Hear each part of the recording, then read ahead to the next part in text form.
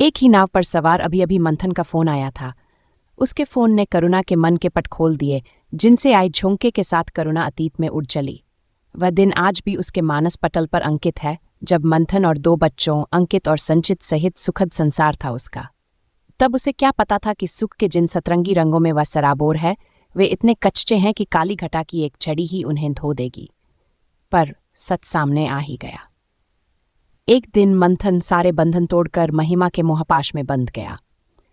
जिस घने वृक्ष की छाया में वह अपने नन्हे मुन्ने 2 बच्चों के साथ निश्चिंत और सुरक्षित थी, जब वह वृक्ष ही उखड़ गया तो खुले आकाश के नीचे उसे कड़ी धूप और वर्षा का सामना तो करना ही था।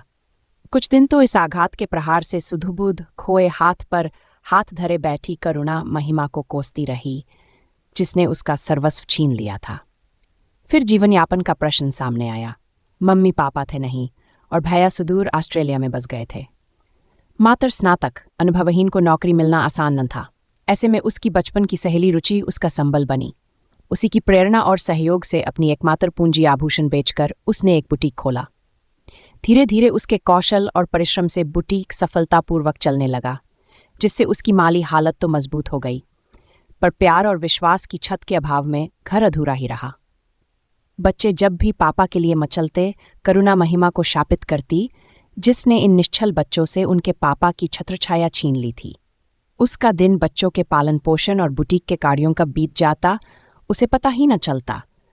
पर रात्रि के अंधकार में जब वह शैया पर लेटती तो अनायास ही ये कल्पना की मंथन की बाहों महिमा होगी उसे विचलित कर देती, और वह अपमान और घृणा से झुलसती हुई तपती शैया पर करवटों में ही रात काट देती।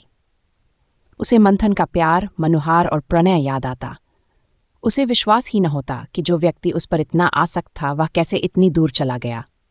वह इसी निष्कर्ष पर पहुंचती कि सुदर्शन और उच्च पदासीन मंथन को महिमा ने अपने तिरिया चरित्र से फंसा लिया होगा, पर उसकी आस का दीप अभी बुझा न था। उसमें एक लौ अभी भी प्रज्वलित थी, जो मंथन के लौटने का विश्वास दिलाती थी।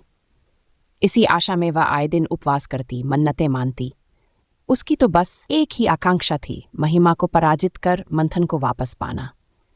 करुणा को स्वयं के दुख और संघर्ष तो प्रताड़ित करते ही थे, पर उनसे भी अधिक कष्ट उसे तब होता जब लोग अपनी उत्सुकता शांत करने हेतु तरह तरह के विचित्र व्यक्तिगत प्रश्न पूछते और सहानुभूति के आवरण में उसके घावों पर नमक छिड़कते। करुणा का स्वाभिमान इन बातों से लहूलुहान हो जाता था, पर किसी को चुप कराना उसके वश में न था। वह खून का घूंट पीकर रह जाती थी, और उसके मन का दबा आक्रोश महिमा के प्रति उसकी घृणा को और भी बढ़ा देता था। उसने एक बार महिमा को समारोह में देखा था। मंथन और महिमा एक दूसरे का हाथ थामे घूम रहे थे। लज्जित तो मंथन और महिमा को होना चाहिए था, जो अवैध संबंधों का पोषण करके समाज के नियमों का उल्लंघन कर रहे थे, पर लोगों की उत्सुकता भरी नजरें और महिमा की गर्व मिश्रित मुस्कान को सहना करुणा के वश में न था। वह बीच में ही घर लौट आई, पर उस दिन महिमा की विजय दृष्टि का जो दंश उसके दिल में चुभा, वह निरंतर टीसता रहा। कालचक्र निर्बाध गति से घूमता रहा। करुणा के तप और परिश्रम से संचित क्रमश कंप्यूटर कोर्स और MBA करने पूना और अहमदाबाद चले गए। अब करुणा शहर की प्रतिष्ठित ड्रेस डिजाइनर थी, पर अति व्यस्त दिनचर्या में भी उस ठीस से वह उबर न पाई थी। एक दिन करुणा सूट की डिजाइन बनाने में लीन थी, तभी फोन घनघना उठा। किसी ग्राहक का फोन होगा सोचकर उसने रिसीवर उठाया। उधर से आते स्वर ने उसके दिल की धड़कनें बढ़ा दी। आज वर्षों बाद उसे मंथन ने फोन किया था। उसकी आवाज पहचानने में करुणा को एक क्षण भी लगा। आज मंथन की आवाज में विशेष प्रेम और आत्मीयता थी। उसने कहा, करुणा, मैं जानता हूं कि क्षमायोगी नहीं हूं, पर यदि तुम मुझे क्षमा कर दो तो मैं घर लौटना चाहता हूं। करुणा कुछ क्षण तो विमूढ़ सी रह गई।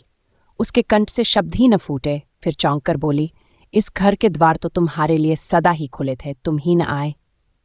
ये सुनकर मंथन उत्साहित हो गया। बोला, करुणा, तुम महान हो। मैं तो डर रहा था कि तुम मुझे दुत्कार दोगी, पर सच मानो तो आज भी मैं तुम्हें दिल से प्यार करता हूं और तुम्हारे बिना नहीं रह सकता। यही वे शब्द थे जिन्हें सुनने को करुणा वर्षों से तरस रही थी। उसके मस्तिष्क में महिमा की गर्व मिश्रित मुस्कान घूम गई। महिमा पर विजय के एहसास ने मंथन के प्रति सारे गिले शिकवे मिटा दिए। उसने निश्चित किया कि आज वह स्वयं जाकर मंथन को लाएगी, जिससे अपनी आंखों से महिमा को पराजित देख सके। शाम तक करुणा की मित्रमंडली उसकी विजय उद्घोषणा सुन चुकी थी। वह सबको बता देना चाहती थी कि मंथन प्यार तो उसी को करता है। जब घड़ी ने 5 बजाए तो वह चौंक कर उठी और एक बार दर्पण में स्वयं का निरीक्षण किया और अपने यत्न से संवारे रूप पर स्वयं ही मोहित होकर वर्षों से प्रतीक्षित विजय अभियान पर चल पड़ी। करुणा अपनी गाड़ी स्वयं चलाकर मंथन के बताए पते पर पहुंची। मंथन बाहर ही खड़ा बेचैनी से उसकी प्रतीक्षा कर रहा था, पर करुणा को तो महिमा का पराजित रूप देखना था, लिहाजा वह स्वयं ही अंदर चली गई। हताश महिमा निडाल सी बैठी थी। उसके सूजे लाल नेत्र उसकी व्यथा का वर्णन कर रहे थे। करुणा को देखते ही महिमा रो पड़ी। करुणा जी, मैं आपकी अपराधी हूं, पर सच मानिए, जब मैं मंथन से संबंध बनाए तब मुझे पता भी न था कि ये विवाहित हैं, और जब पता चला तो बहुत देर हो चुकी थी। मुझ पर दया करिए और मंथन को मत ले जाइए। क्यों? इस पर करुणा ने व्यंग्य से कहा, तुमने तो मेरा घर उजाड़ दिया, और आज जब मेरे पति घर लौटना चाहते हैं तो तुम मुझसे दया की आस कर रही हो।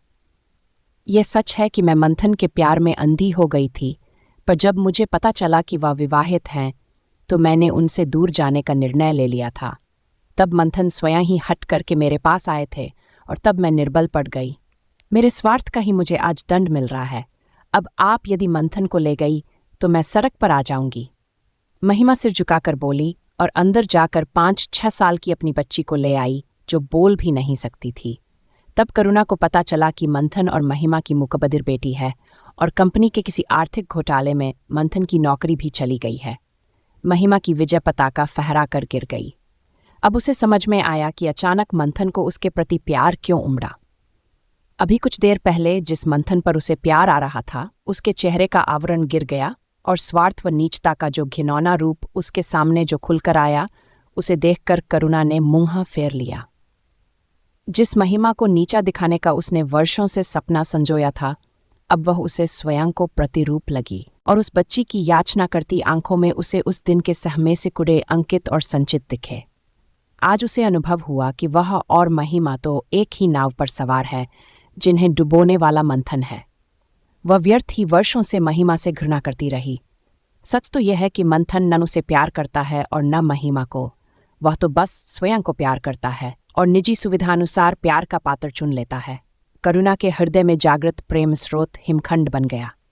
वह दृढ़ता से खड़ी हुई और बोली, महिमा, अगर तुम्हारी आंख खुल गई हो तो चलो, मैं तुम्हें अपने बुटीक में काम देकर जीवन यापन योग्य बना दूंगी। फिर वह मंथन की ओर देखती हुई बोली, आज के बाद हमारी नाव डुबोने वाला डूबेगा, हम नहीं। महिमा वास्तविकता के धरातल पर आ चुकी थी। अपने भविष्य की सुरक्षा हेतु वह तुरंत करुणा के साथ चल दी। मंथन अविश्वास से लुटा हुआ उन्हें जाते हुए देखता रहा। करुणा का हंसता खेलता परिवार महिमा ने तहस-नहस कर दिया था। उसने करुणा का पति मंथन जो उससे छीन लिया था। दुख की मारी करुणा ने किसी तरह खुद को संभाला और अपनी जिंदगी को पटरी पर लाई। फिर अचानक एक दिन मंथन का फोन आया और करुणा गदगद हो गई। वह लौट पर मंथन की ओर, पर उसकी मुराद पूरी हुई। मेरे प्यारे दोस्तों, आप लोगों को हमारी ये वीडियो कैसी लगी, प्लीज़ हमें कमेंट सेक्शन में ज़रूर बताना और हमारी वीडियो को लाइक करना। हमारी ये कहानियाँ आपका मनोरंजन करने के साथ दिशा भी देंगी। तो बने रहिए हमारे साथ और हमारे प्रयास को सफल बनाएं।